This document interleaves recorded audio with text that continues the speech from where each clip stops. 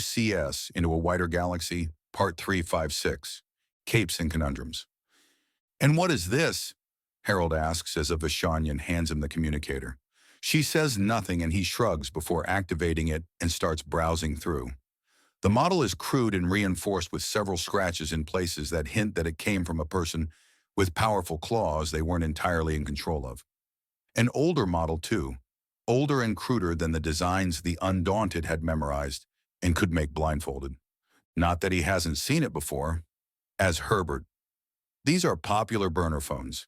You can buy them for a handful of tri-tite and have it working in minutes. Perfect if you don't want to bother keeping it. Thankfully, the model also has some well-designed outer casing and can protect the memory chip even after the entire structure is deliberately crushed. Whether by accident or deliberate design, this phone is designed to preserve its memory. As such, a lot of intelligence work is just retrieving the memory chips in these suckers and going through the files for the juicy bits. And since they're burner phones. "Excuse me a moment," he says as he comes across a genetic sequence and looks straight up to where a blood sonar man, with a slight feathering about his features, is artfully posing. "Hey, Wayne!"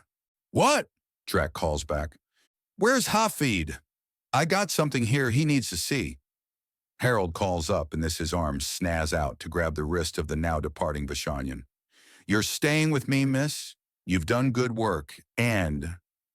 Something is whispering to the Vishanian. He doesn't see it, but he does.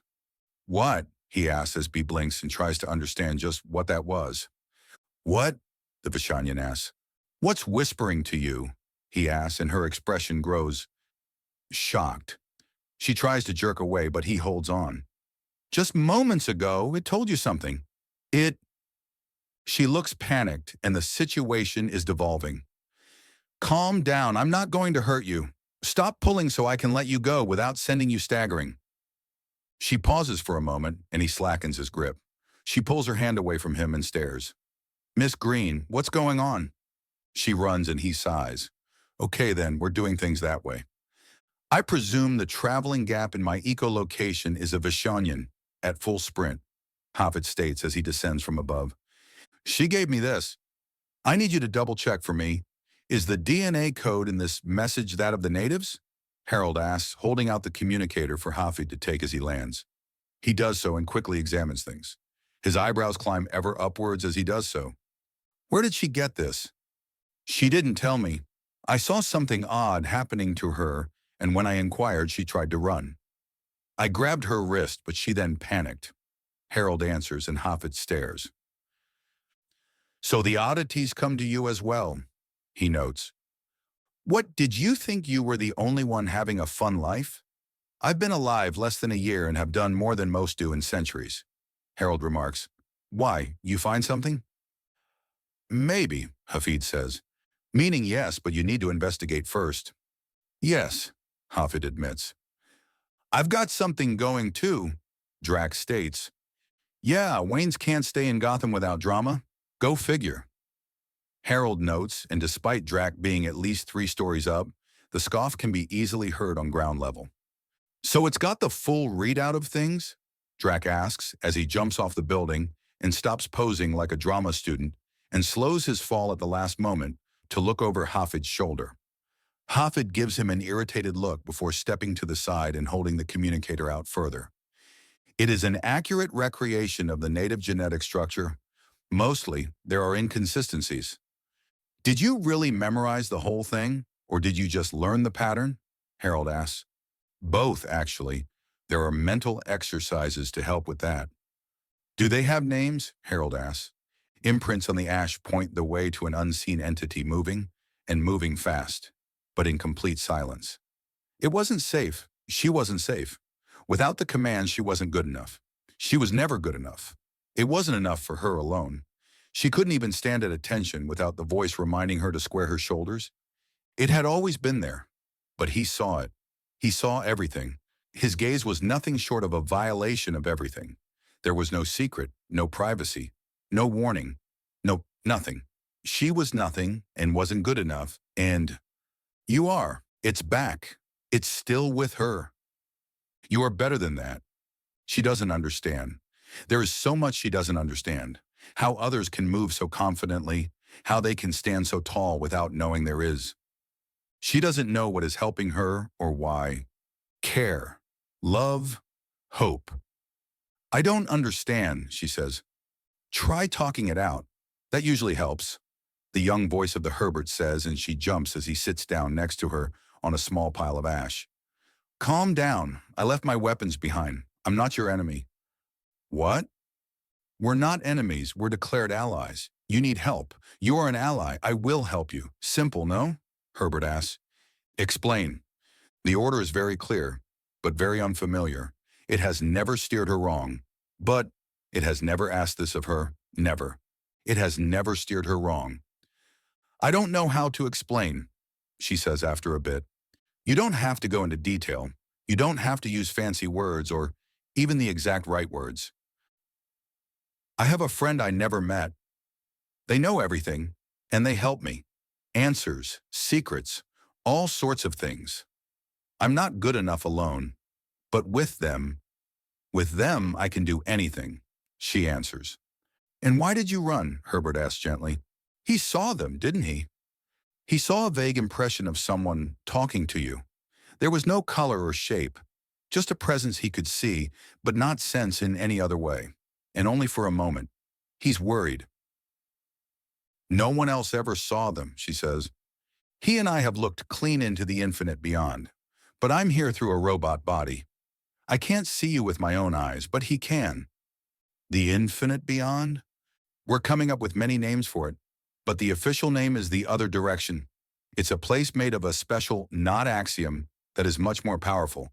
But if you try to use it like axiom, it breaks things, Herbert says. We know souls go there. We know the first primals all go there. We know that there is a form of guardian in that the astral Hargath go in there as well and attack anything trying to enter physically. Astral Hargath? Aren't they just pests? On this side of the line, on the other side they can smell your soul and are willing to rip you apart to get a bite of it.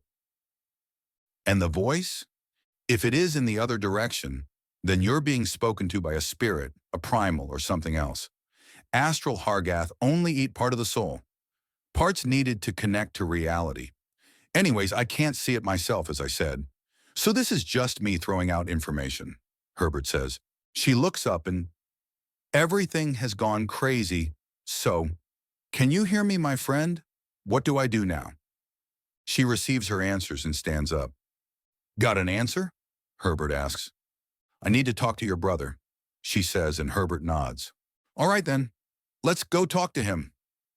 There's a bit of a pause on things as a lava serpent finds the barrier to the city and tries to push its way in.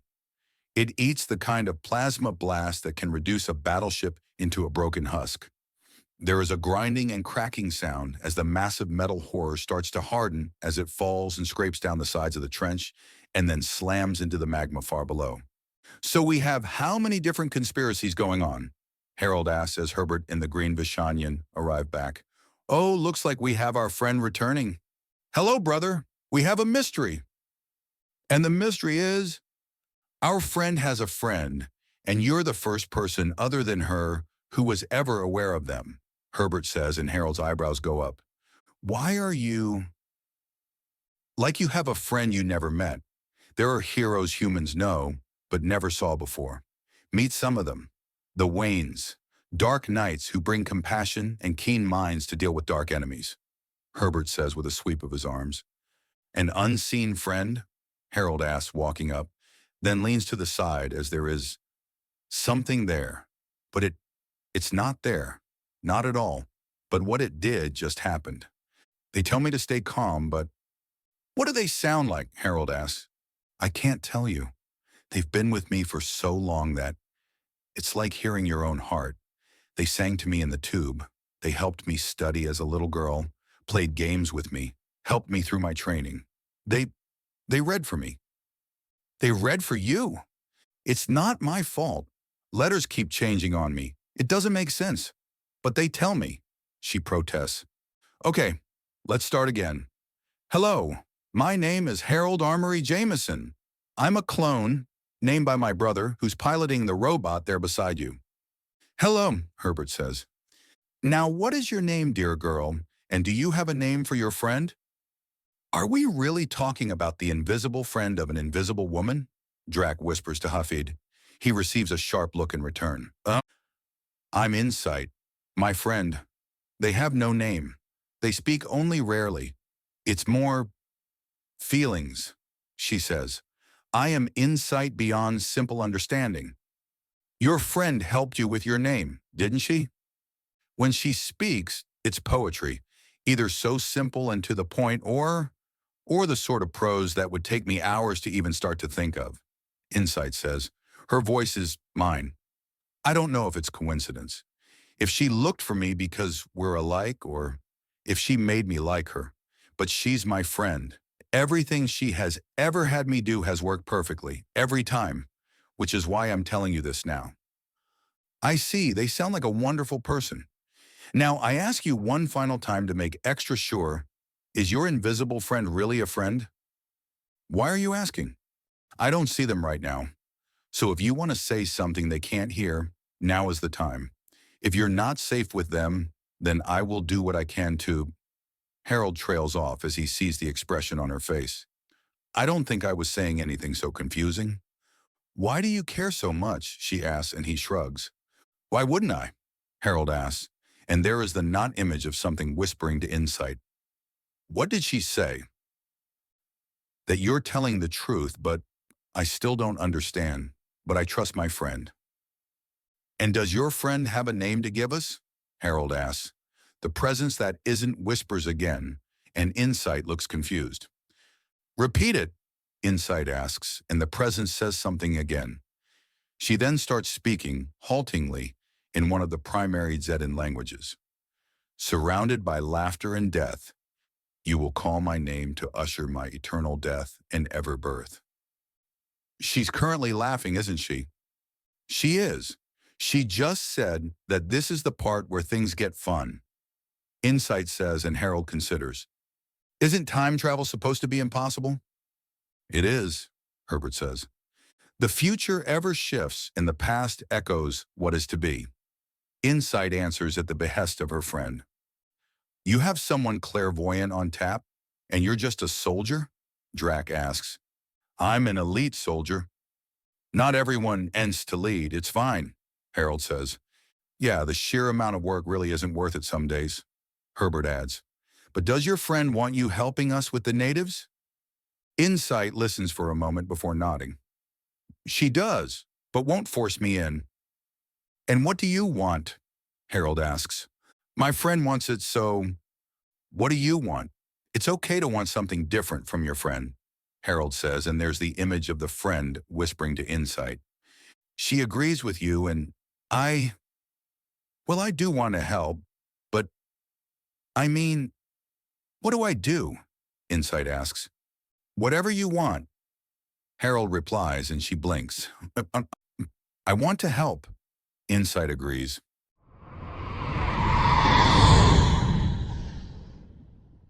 OOCS, Into a Wider Galaxy, Part 357, Capes and Conundrums. Run that by me again, Captain Rangi orders. One of our Vishanian guests, Insight Beyond Simple Understanding, or simply Insight, is in contact with an entity that is difficult to describe. It has displayed knowledge of multiple languages, events, and innumerable secrets, all of which it has used to help this young woman. And the woman in question appears to be a woman legally classifiable as disabled, but with the assistance of the entity she qualified for and passed special forces training to become an elite soldier of her people. I suspect she would be one of the admirals of the Vishanian if she had any ambitions to that effect, Herbert explains. And this entity is assisting Insight in helping with the resurrection of the natives. Yes, and only Harold can perceive it, and only when it speaks to her. He describes it as something he is not seeing and something that is not there. I suspect this means that if I were there in person, I would not see it too. We think it's tied to the other direction, meaning that the change on our eyes is what's letting us, nor rather Harold, perceive it. So I have an invisible, haunted snake woman on my ship. An invisible, mentally unstable, haunted snake woman, special forces alien on my ship. Not at the moment, sir. Of course not, Captain Rangi says before huffing in amusement. You know, I was getting worried that I was getting used to the madness, and now it's switched flavors. You're out of your depth too, aren't you? If insight goes hostile, there is a non-zero chance that the voice in her ear is clairvoyant, Herbert says before laughing. Of course, if that voice is clairvoyant, then trying to take preemptive actions to protect ourselves will set her off, even surreptitious ones. That doesn't tell me what to do. Just don't be personally surprised if she set off. We can't do anything but mentally brace just in case, Herbert says, and then his communicator starts going off. Hello? My friend told me to call this number and say not to worry. I don't know why. Who is this? Insight asks, and Herbert's eyebrows go up. She's also laughing now. I see, Herbert remarks. Oh, it's you! You were speaking weird when you first answered. What's going on? Your friend is having fun at my expense. Oh, I'm sorry. It's okay. You're the messenger, and only idiots blame messengers for the messages they deliver. So are you going to blame me, or? No, I'm not. I need to hang up now, though. I'm having a conversation with the captain. Oh, okay, she says, and the call ends. Do you think that was a deliberate insult? It could go in any direction, but I suspect that if it was, then it came from someone that I cannot reach, cannot find, and cannot define, which means being snappy back is going to be a little difficult. I need to talk to Admiral Cistern about this and bring in the Vishinian Admiralty as well. I'm surprised you didn't bring it to them first. You're on the same ship as her, at times. You need to know first, Herbert states, and Captain Rangi nods, and then returns Herbert's salute. Then his form wavers and the hat slips down. The prosthetic body goes into automatic mode and gives him a big toothy smile and bids him goodbye before half marching, half skipping out while humming a happy and innocent-sounding tune. This story has grown so absurd I do not think even a drunkard would believe me now, Captain Rangi notes as he tries to figure out how one can potentially protect against an entity that has completely unknown methods of gathering information. Just up ahead? Harold asks, and Insight nods even as he starts fading away. Yes, Insight tells him as Hafid is reduced to a shadow and Drac has contorted himself and is somehow hiding inside a tree that shouldn't be able to bear his weight, let alone completely conceal him. Insight starts leading the way in, and Harold, Hafid, and Drac all follow in their own ways. It's an Osadub woman, built like someone crossed a powerlifter with a porn star and covered in shaggy brown fur. Her hair is tied back in a messy ponytail, and there's only a small bundle of skulls and bones left as she crunches through and shatters old bones with machine-like efficiency. Her tough jumpsuit in pale blue is covered in dirt and bone shards. It only takes a few moments until Hafid pounces on her with a furious screech that can't be fully heard, but can be entirely felt. The bat starts wrestling the bear into submission, but the moment that surprise is out of the way, the massive woman regains some of her bearings and tries to stand, only for Hafid to show that he knows what he's doing and bring her down to her knees. Her clawed hand scythes out in response, and Harold puts her into a grip as Drac pins his brother down hard. Okay, that's enough. Calm the hell down, Hafid. Harold chides the man, and there is a furious flapping as the conservationist tries pouncing at the Osadub woman again and is barely held back by his older sibling. Stop slapping dis on the Aster, brother. Drac snaps out as he gets control of the situation and hurls Hafid into a nearby tree. The Sonair man phases through the bark and turns it into a banking sword before shooting straight at the Osadub and coming up short as Harold and Drac both step between them. Calm down, Harold barks at him. Come on, that was way too much. Tone it down a notch or 50, Drac adds. What the hell is going on? The Osadub demands. Who are you people? Why did he attack me? Wait, is this some kind of gangbang thing? I mean, I've watched the... Is there a camera nearby? I'm not ready to be in porn. I need to put on at least another 50 pounds. Not what's going on, Harold says. My friend here is a rampant conservationist. What does politics have to do with this? By which I mean he really, really likes nature and animals. More than people. Harold doesn't even blink as he explains himself. Drac, on the other hand, chuckles at the stupid explanation. Uh, okay. And why would he attack me? I'm getting rid of the remains of a failed illegal colony. What's the problem with that? She asked, picking up her shovel again and resting it over her shoulders, holding it in just such a way as to not be actively aggressive, but in position to bring the edge of the tool down like an axe. Failed illegal colony? You blithering fool! These are the remains of the natives, the lost and exterminated people of this world. Hafid screeches out in fury and makes for another pounce, but Drac intercepts with ease. What? How could any kind of person be native to this world? It has giant lava monsters crawling out of the depths. No type of person could live here. Hafid, drop the energy level. She's non-hostile, don't make her hostile. Oh, I'm hostile. It's just not worth getting into the fight right now. The OOCS corrects, and Harold lets out a sigh of frustration. Drac, drag your brother away. I need to talk to the big lady here. Oh, compliments already? I wonder if your tongue tastes as sweet as the words pouring off it, she asks. Not likely. My last snack was a nutrition bar. Ew, that's awful. Why would you eat that? I'm a human. We've got a high-calorie requirement, Harold says as Hafid is wrestled away and into a nearby copse out of sight. Oh, I saw that a few times in the local restaurants. Ordering those portions brought about actually decently sized plates of food.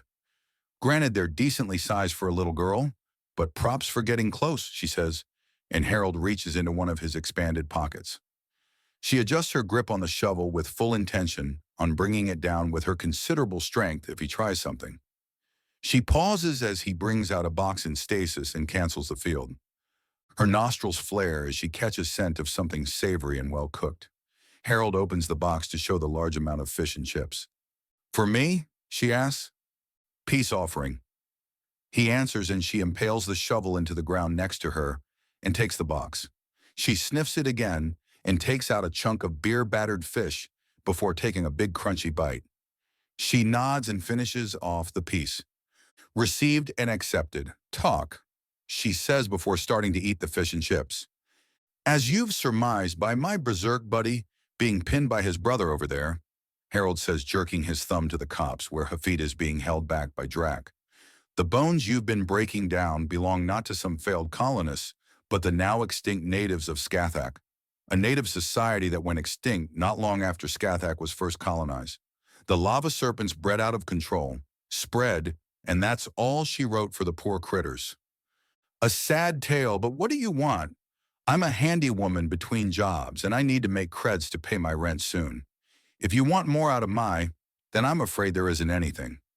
So time is money, Harold asks. Exactly, she says, and her eyebrows go up as he holds out a Kutha coin. Well, for that, she checks the area. I can't see any cameras, but if we're really doing a porno, then I'll want a few more of those. Information, girl. Anything unusual about who hired you? Can you identify them? Have you gotten this job before? What if I want to do the porno for the information? She asks with a smirk as she crouches down to his level and sucks up a large chip as if it were sensual. She makes a kissing motion with her grease-stained lips, and he simply takes out a tissue and wipes the greases off as if she were a child. I call my wives, see what they think, and if they give me the go-ahead, I drag you somewhere behind a rock and then make you forget everything but what I want to know, he says as he tosses the tissue to the side, and it bursts into flame and burns to ash before blowing away in the breeze. Are we doing that? And if we aren't, as she asks, her eyebrows go up again as he pulls out a communicator. Hey, gorgeous, something's come up, he says, and she starts staring at him. Yeah, something I need to talk to you and all the girls about. She takes a step back and shoves the second-to-last handful of fish and chips into her mouth to eat. Well, I've got an OOCS woman here who's refusing to give information for money or manners, but is demanding sex instead. Permission to make her regret it? Harold continues, and she outright dropped the box of food. Video? No problem. If she doesn't have an exhibitionist kink, I can give her one. Oh, no, not likely. She doesn't strike me as a fighter, more a general worker type. I can fight, the Usadub protests a little. Yeah, you did real well with Hafid there, Harold notes. Yeah, yeah, that's right, Hafid jumped her, and she started to fend him off, but she uses size and strength instead of technique. I'm stronger than most Canadors, I don't need technique. Definitely needs technique, Harold notes. Oh, well, I suppose we could do a check. Are you just trying to get me laid? You know we can do that ourselves, right? The Osadub opens her mouth to speak, and Harold's unused hand snaps out to put a finger to her lips. She pauses, frowns, and then crouches down to pick up the box with the last handful of fish and chips. Are you sure about that? Harold asks into the call. Well, if you insist. He deactivates the call and looks down at it, as if amazed at the conversation he just had. Then shrugs. All right, big girl, we're doing this, he says. Is it too late to say I was bluffing? She asks, and he blinks. No. But why would you claim to be just kidding after getting what you wanted? Harold asks. I didn't expect to get anywhere with this. I don't want to be charged with sexual harassment. And this is occurring to you now? Harold asks, and she starts letting out a distressed, keening sound. Okay, let's start again. I am Operative Harold Armory Jameson. What is your name? The keening noise continues as the Osadub is now very uncomfortable with the situation.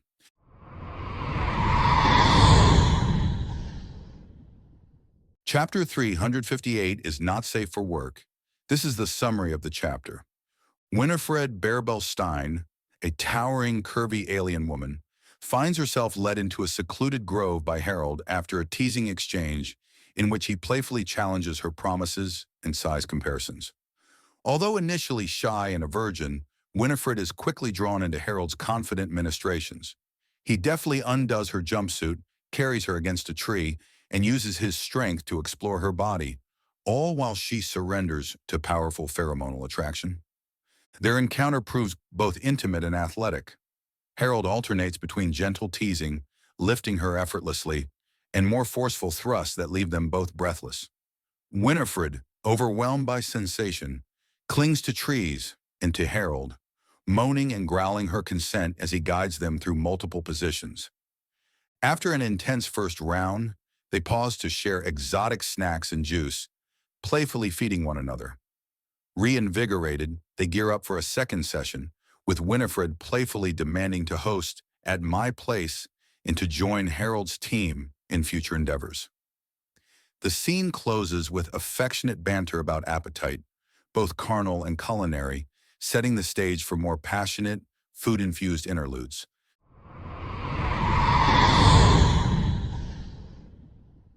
OOCS, Into a Wider Galaxy, Part 359. Capes and Conundrums.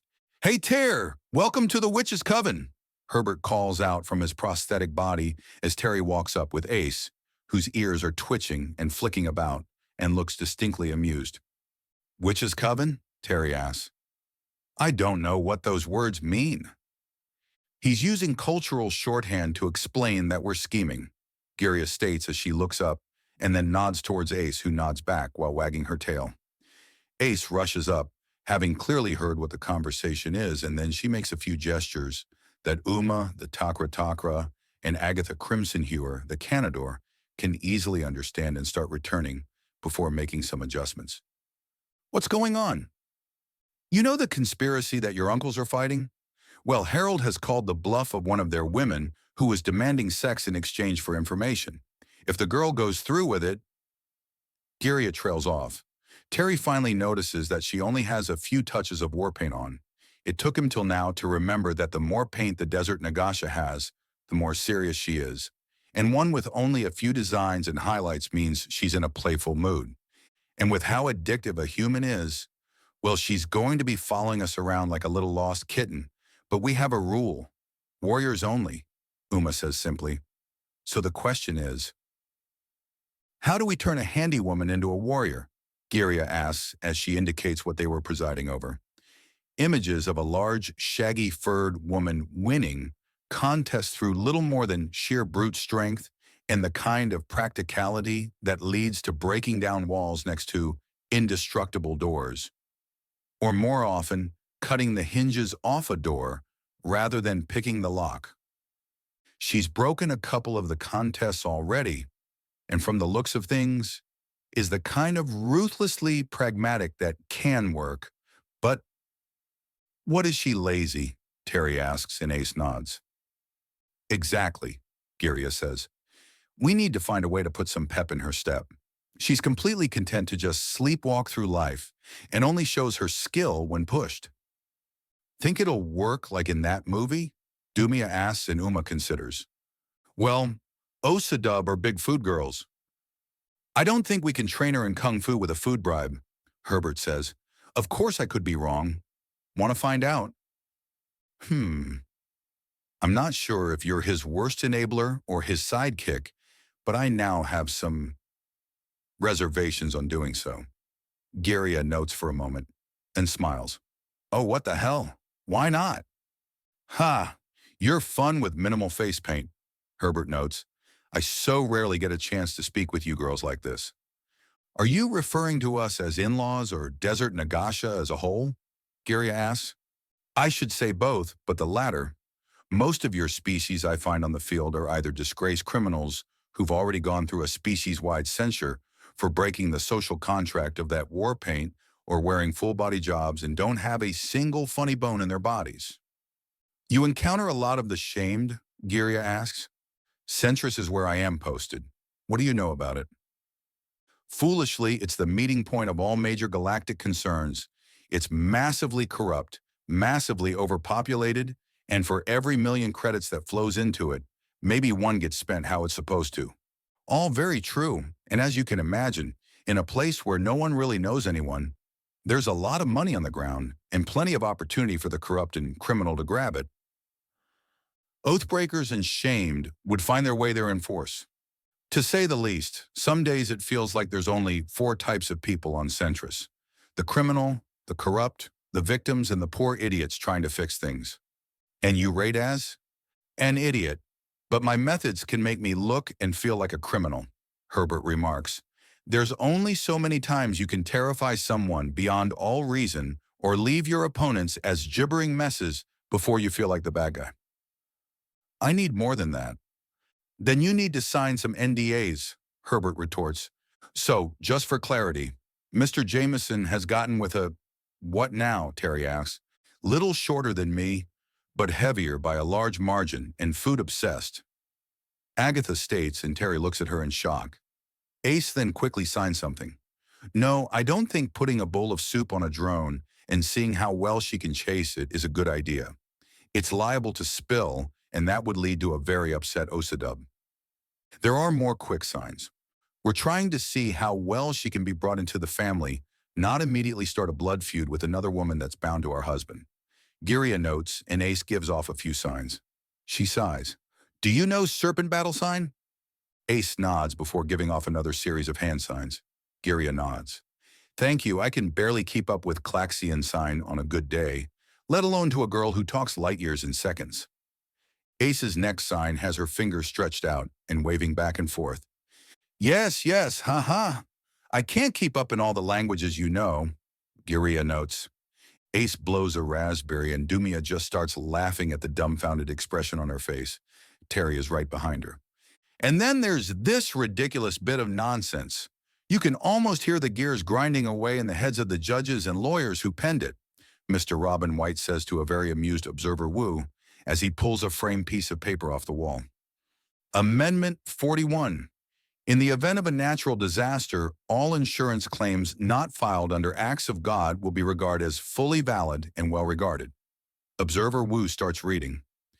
Next paragraph down if you want to skip to the punchline.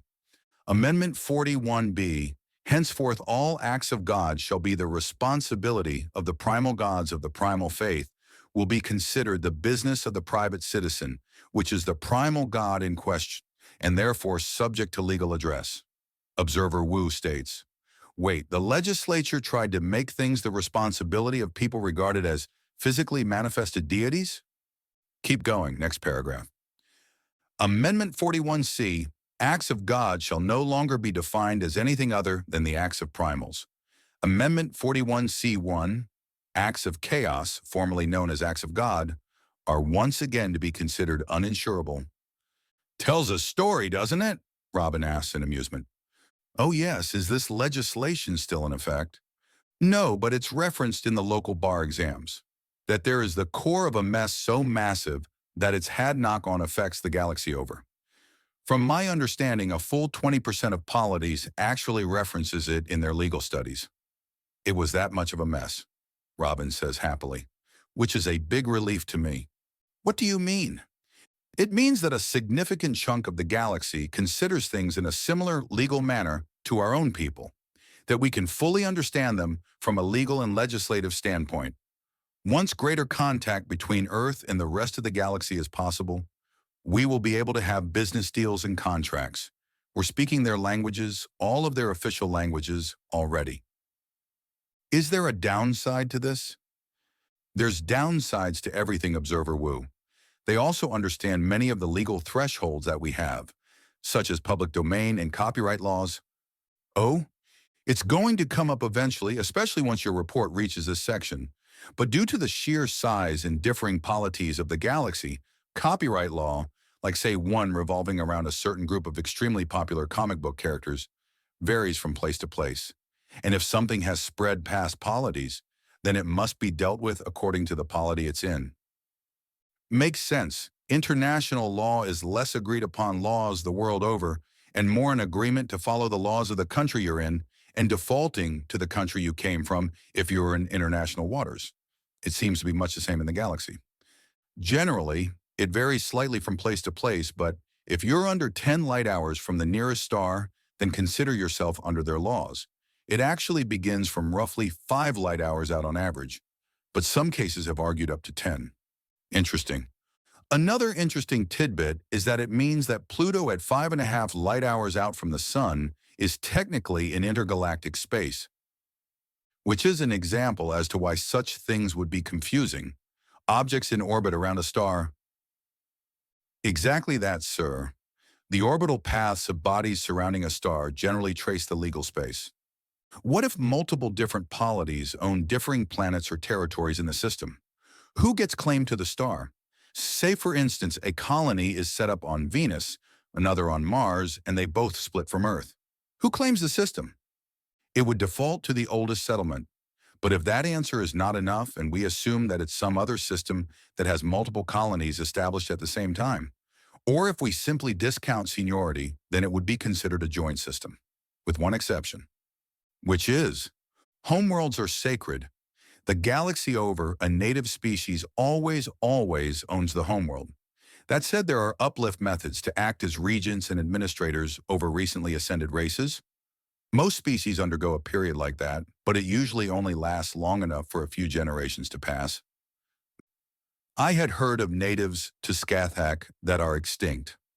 It strikes me as odd that anything can go extinct in a situation with so much in the way of robust cloning and biomanufacturing technology. I've encountered bioengineered people that were mass-produced for product. So to ask the question directly, how can anything go extinct with such technology bouncing around? Legal difficulties and someone is either attacking or has placed a bounty on the restoration efforts. Follow the money. Who stands to profit? The line loops the world itself. As a hunting world, Xueting is not the most prosperous, but we're dealing with the kinds of funding that would stockbrokers on Earth gape. The business is very, very reliable, and part of the reason for it is the dark reputation of the lava serpents. They drove the natives to extinction without even noticing them. That is a rare thing the galaxy over. I estimate that if the natives were restored, the profits of Xueting would quarter, and that's in a best-case scenario. Could this world survive without those profits? It would struggle without them. Xueting is a very, very hard world to keep a stable society working in. This goes beyond maintenance of things, as a lot of axiom tricks and effects take care of that.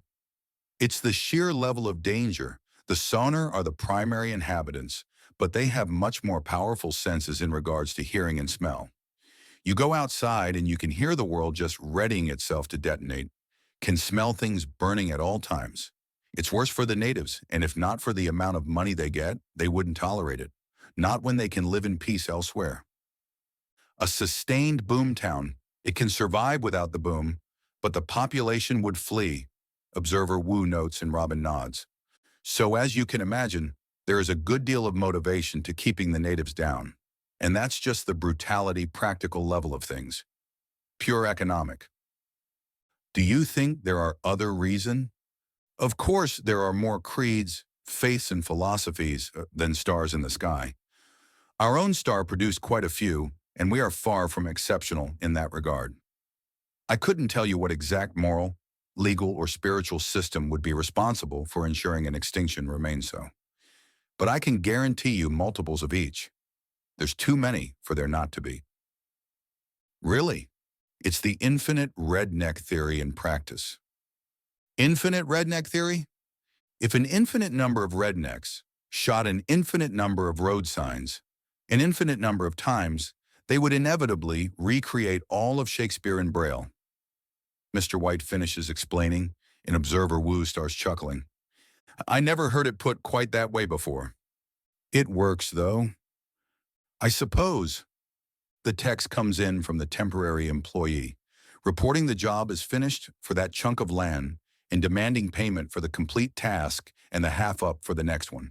He sends it through and then shuts down the computer, unplugs the data chip to pocket it, and then starts it up again. A different OS, a different series of programs. Everything but the network address was different now, and that could be blamed on the public access.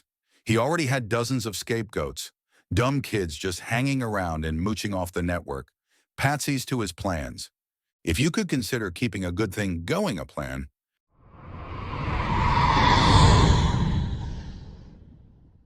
OOCS, Into a Wider Galaxy, Part 360, Capes and Conundrums.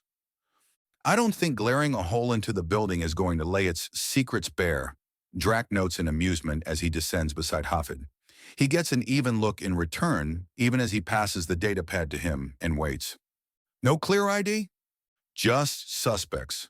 The OS used to send the message to Winifred is a Ch.Ch.356-360, 7, an open source, easily downloaded product that used the galaxy over by hackers or people who want to remain anonymous. It's not a custom job, but it's so common that we may as well be trying to identify a single piece of ash in the air. Drac explains as Hafid reads through things. What about the funds she's receiving? Dead drops, and I've already found the source of that, which is a drone delivery, which comes from a standard courier service, which doesn't keep permanent records. I'm still waiting for my programs to pull up all the calls in the 24 hours surrounding the time the dead drop delivery went out. Haven't found them yet? There were 277 different deliveries by the drone couriers in that single 24-hour period. About a quarter of them were ordered in person and paid in hard coin. I've already tagged the people responsible, but none of them match up. They didn't order deliveries large enough to justify the weight of Winifred's payment, Drac says. That slimmed it down at least. Hafid notes as he raises a pair of enhanced binoculars to his eyes and watches through the windows. Is this part of the game? Are we hunting a mobster? A Sunir girl asks as she descends from above. This is a family thing, little lady. Not part of the games. Then why is she here?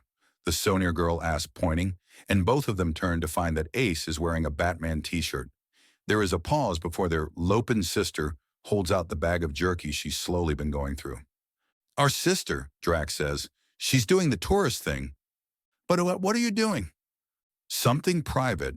Leave, Hafid states as he turns back to spy on the office. Why are you staring at the office? None of your business. Their business, though, unless there's a good reason for you to be here. The Sonir girl threatens and Hafid slowly lowers the binoculars and turns his head to face her. Unless you are willing to compensate me for... Hafid moves. The girl is pinned to the wall and quickly cuffed to a nearby gargoyle and gagged. Brother, be nice. Drac chides him as Hafid goes back to his observations and says nothing. Drac sighs and begins unlocking the restraints. He's crazy, the girl exclaims as he removes the gag. He's focused and very upset, but you're not a threat, so he'll just tie you up at worst. Drac notes as Ace huffs and helps. I'm calling the police, she declares, and Ace's grip shifts as she stops untying the leg shackle. Not wise, Drac states. This is why you do not untie hysterical fools, brother. Hafid growls out. It's one of them, I know it. Be that as it may, we are still technically law-abiding citizens and cannot simply tie up people for bothering us. That's assault. Interfering with our attempt to restore a lost species is abetting genocide. Hafid returns. There are easier ways to do things.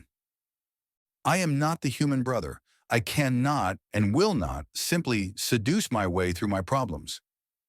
Where did he get to anyways? Do you know? Can you not discover it on your own? Hafid questions as he continues his surveillance. Yes, easily, but I prefer talking to you. My sibling, Drac says, and Hafid sighs. He takes a sniff of the ash-laden air and has to quickly pull out a cloth and blow his nose as ashes very much fly up his nose. He had reserved hunting time. He is hunting. Hafid remarks. You do not approve? Drac asks. I struggle with my feelings on the local hunting. Ordinarily, the practice is barbaric. The slaughter of beasts for entertainment is the sort of savagery any man or woman capable of speech should be better than. But the local prey, the lava serpents are not mere beasts. They are monsters. But they are animals. Monstrous animals that must be culled lest they roll over and destroy the beauty upon this world. Is this why you don't talk much to the other people, trying to bring back the natives? Drac asks. In part, hunting is all too often a hobby the galaxy over. It's disgusting, Hafid notes. Who are you people? The Sonier girl demands, and then just looks confused as Ace pets her to calm her down. Here it comes! Here it comes! Ch.Ch.356 cheers as the enormous monster slowly starts winding below them, looking less like a serpent than a river of fire winding its way through the air. It slams into one obsidian-covered wall and burns out a trench that it uses to stabilize itself and sways to the opposite side and repeat the process. Climbing upwards, ever upwards, as the sheer haze of heat flowing from its form blurs the sharp details of the glowing hot scales. You want this one, or is it? Harold begins to ask. Mine, Ch.Ch.356 proclaims as she launches off the skiff and downwards. So she's crazy, right? Winifred asks as she looks over the side. Things were moving fast for her, and she had no idea what to make of things. It seemed good so far. Being taken on a hunt by the man's family after doing the dirty with him was a very good sign. But these girls had an intense vibe to them, the kind that made her muscles tense and limber up under her fur, just in case she needed to use them. She's Mountain Clan. Back home on Lacran, she and her people made their living hunting monsters and bandits. The bigger the prey, the better the hunt, Dumaya says simply as she stands beside the Osadub, watching her through the further back eye to get a read. Everything about the girl reminded her of the larger, more lethargic-seeming beasts of home, still and slow, until it had to be otherwise. Then far, far too fast for something its size and with all the brute strength and weight hitting you like cannon fire. Far below, Ch.Ch.356's wings are contorting into a massive blade to bring down onto the serpent. It twitches to the side to dodge the attacking, having sensed the axiom in the threat and turning to try and regard her. But the clever Maytak has already allowed her wings to fade somewhat, and she's suddenly too small to see. Then the half-ethereal limbs grab at the ever-rising air, and she catapults upwards, straight into the underside of the monster's jaw. Her boots indent the molten iron scales of the monster, and she uses axiom to grip as she expands and hardens her wings beneath, channeling more and more axiom until even the dim mind of the monster cannot ignore the potential threat. It starts to shake and moves to use the walls to scrape her off. Ch.Ch.356 strikes and the serpent starts to move with blurring speed as it goes from red and orange hot to glowing blue in its fury as it charges to the walls of the cavern to scrape off the tiny thing that dared to draw blood. You need to give it some more oomph, Ch.Ch.356. This thing's more force of nature than simple beast. Right, on it, Ch.Ch.356 sends back over the line even as she's being ground into the obsidian and hangs on as her wings wrap around the neck of the creature and begin to build power as they squeeze harder and harder. So she's strangling it out, Winifred says, looking down from above. Anyone else think that's kind of kinky? Are you into that? Uma asks curiously. Didn't you do some kind of erotic eating? Having him hand feed you and eating off him? Well, I'm just saying. It looks like she's having fun with it. Winifred notes as she sees the now completely blue beast slam from one side to the other before there's a massive crunching noise and the color starts fading from the horror. The heat dissipates and it begins falling. It's nothing more than a burnt black chunk of iron and charcoal as it hits the magma sea below them. Huh. Woo! That was awesome! It would have burnt me to a crisp and crushed me to paste without the armor, Javra exclaims as she soars above the skiff before dispelling her wings and dropping down to land on the side. There's a moment of staggering and she loses her balance. Then Winifred grabs her by the ankle to stabilize her. Thanks, new girl. You're welcome, Winifred says after a moment. So, what's going on with you? I was told your whole people are in the monster hunting bit. But what's up? Saying you're from Lacran doesn't narrow it down. Hell, I'm from Lacran 17, or at least I was born there. Javra and myself are from Lacran. I think it's 297, a formerly lost colony. A year ago, I was using iron-tipped arrows as a main weapon and forging knives and swords from steel if I was really lucky to get some coke from my furnace, Dumia explains. Huh? And her people hunted monsters on that world? Winifred asks. We still do, Javra says. And what about hers? Winifred asks, pointing to Dumaya. Wandering warrior clans. The slaver Ch.Ch.356 struggled to expand inland against the Serpent Empire, and them hemming them in kept the raging bitches from expanding too hard into the mountains. They had to navigate the oceans to get what they wanted. There are still slavers on 297? Not anymore. When the first few drips of rescue showed up, the first thing they did was join up with the Big Moth as he was breaking the slaver cities and uniting the rest of the world. Apparently, the big guy was annoyed with himself. He was trying to beat them by pacifying the whole planet before they showed. And then the Shadow used the strongest bit she had to try and get rid of him. And he came back as a full-on god. He what? Lacran 297 is where the Urthani Primal emerged, Harold remarks. There's an Urthani Primal? I thought that was a Nagasha thing. Where have you been the last few months? Sleeping, she says, and Harold pauses, considers, thinks. I was hibernating. Okay, but you missed a lot. I went to sleep a bit after the excitement with humans kicked off. I wanted to wait for things to settle and take another look. I woke up last week. Winifred admits with a shrug. You missed a lot, Harold says. Duh, but there are a lot more answers now, and the nonsense has been sorted out from the straight truth, meaning I can make a proper judgment on things. Okay, that has to go in both the lazy and practical piles at the same time, Uma says. Judge? Oh, testing for family. Nice. Quick question before you really push at it, though. Yes? Giria asks, and Winifred points at Harold. I have so many questions about him. He's got a ton of human-exclusive traits, but a big thing about humans is that they don't have an axiom presence. He does. A big one, she says. Oh, we pulled some hardcore bullshit and I flash evolved. Same with my original and the other clones. Really? Yeah, and it was so big, I think it hit the homeworld in cruel space too, Harold says, and Winifred pauses, considers and then sits down a little. With how stocky her build is, she's only a little shorter than Harold when sitting. She crosses her arms and thinks for a moment. You don't seem to be lying. You do move fast and for big effects, but that's very hard to believe, she says and tilts her head from side to side as she clearly thinks further. Taps the side of her head a few times with a paw as she really processes things. Does your flash evolution explain why your axiom presence does not appear in the area surrounding your eyes? Flows away from the markings and leaves a gap where your face should be? Like you're wearing a mask? Or like there's been something erased in the place there would be a mask? Yes, but it requires a lot of long explanations that get very confusing. Very fast. Try me. My eyes are connected to another type of energy. The marks turn that energy into axiom. That is very confusing. I told you so.